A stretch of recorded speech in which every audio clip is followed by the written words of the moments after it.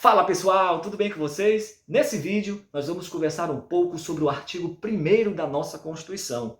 Um artigo que, embora possa parecer simples, nos traz informações super importantes sobre a organização político-jurídica do nosso país. Então, sem mais delongas, acompanhe aí na tela o que diz o artigo 1º da nossa Constituição. Lá diz o seguinte: a República Federativa do Brasil, formada pela união indissolúvel dos estados, dos municípios e do Distrito Federal, constitui-se em Estado democrático de direito. Pessoal, logo no início aí do artigo 1º, nós temos a indicação do nome do nosso país. Somos uma república, e aí fala a República Federativa do Brasil. Fernando, República Federativa do Brasil é o nome do nosso país? É. Juridicamente falando, é esse. Talvez você esteja acostumado a chamar o nosso país simplesmente de Brasil, mas saiba, juridicamente falando, o nome do nosso país é República Federativa do Brasil. O início do artigo 1º ainda nos traz a nossa forma de governo. Nós somos uma república. Fernando, o que é forma de governo? Entenda a forma de governo como a maneira como se dá a relação entre governante e governados. Então observe que existem basicamente duas formas de governo: monarquia e república. Já fomos monarquia? Sim, lá no século XIX, de 1822 a 1889, o Brasil era um reino, o Brasil tinha a monarquia como forma de governo. Nesse momento, o país era governado por Dom Pedro I, posteriormente por Dom Pedro II. No entanto, com o passar do tempo, com o golpe republicano de 1889, nós adotamos a república como forma de governo. E a república tem as suas características, né? Primeira coisa, o governante ele é eleito, coisa que não acontece numa monarquia. Ele é eleito para governar por um período determinado, né? No Brasil, via de regra, é 4 anos, né? E outra coisa, o governante deve prestar contas à população. Por que ele deve prestar contas? Porque o governo é para o povo, né? A palavra república significa isso. Res pública, coisa pública. Então, observe essas 3 características aí super importantes da república. Outro ponto importante é que o artigo 1º também nos indica a nossa forma de Estado. Nós somos uma federação. Pessoal, existem basicamente 2 formas de Estado. O Estado pode ser unitário ou pode ser federado. E o que é forma de Estado? É a organização político-administrativa. Hoje nós somos uma federação, mas nós já fomos um Estado unitário. Na época do Império, quando éramos monarquia, também éramos um Estado unitário. E o que caracteriza um Estado unitário? Olha só, atenção. Num Estado unitário, o poder político está concentrado em um único polo. No caso, está concentrado nas mãos do imperador. Assim era no Brasil. Dom Pedro I, Dom Pedro II concentravam o poder em suas mãos. No entanto, pessoal, com a passagem da monarquia para a república, também houve a transição de Estado unitário para Estado federativo. Adotamos o federalismo como forma de Estado. E o que é que vai caracterizar o federalismo? Olha só, o poder não é concentrado em um único polo. Muito pelo contrário, o poder ele é descentralizado. Acontece aqui uma descentralização política, uma pulverização do poder. A doutrina fala que o nosso federalismo é por desagregação. Aquele poder que estava concentrado, ele é distribuído, ele é repartido, ele é pulverizado. Por isso, o federalismo por desagregação. Acontece aqui o movimento centrífugo. O que é isso, Fernando? O poder sai do centro para fora.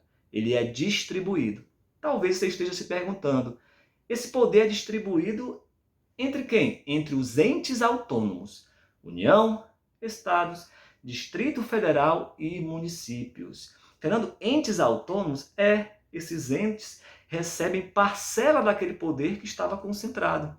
Por exemplo, eles passam a ter autonomia, eles passam a ter a capacidade de autogoverno, de autolegislação, de autoadministração. Então, observe que o poder deixa de ser concentrado para ser o quê? Repartido, pulverizado, distribuído entre entes autônomos, entes federativos que possuem autonomia. Outro ponto importante, pessoal, é que numa federação existe repartição de competências.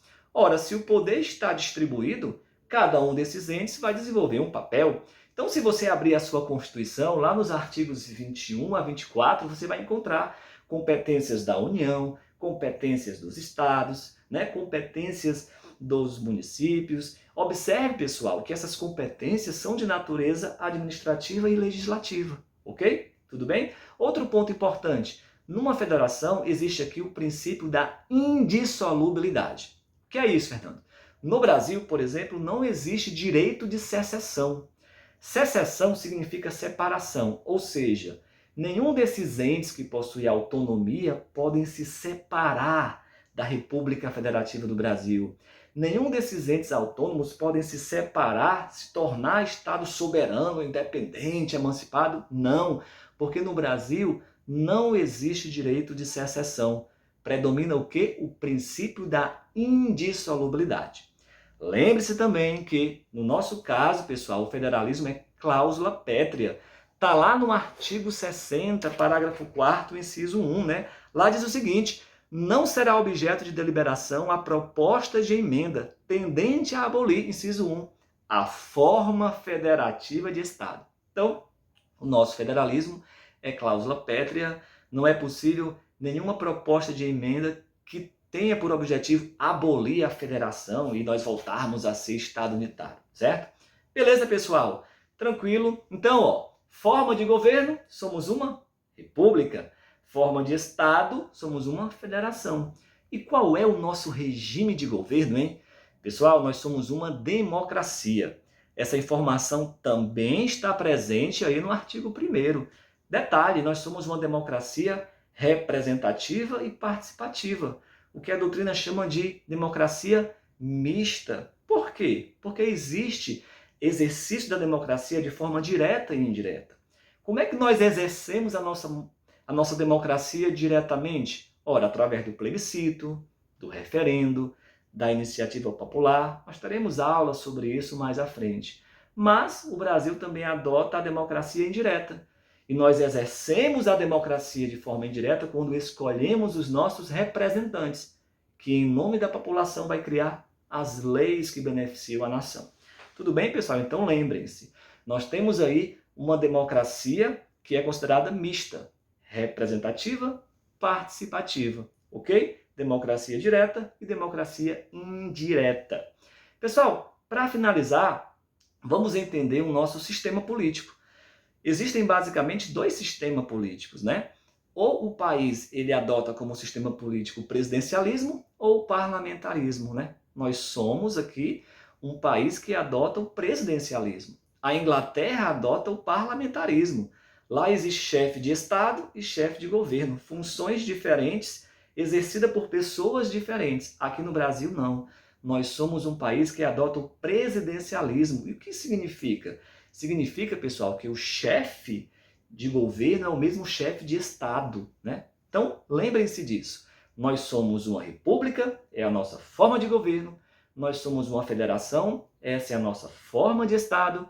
Nós adotamos a democracia, que é o nosso regime de governo, e nós temos o presidencialismo como sistema político. Tudo bem? Pessoal, então é isso. A gente fica por aqui. Reveja o vídeo, deixe o seu like, pessoal, para nos estimular a ficar gravando esses vídeos aqui de conteúdo voltado para o Constitucional. Se inscreva no canal e a gente se vê no próximo vídeo. Valeu, pessoal! Tchau, tchau! Fui!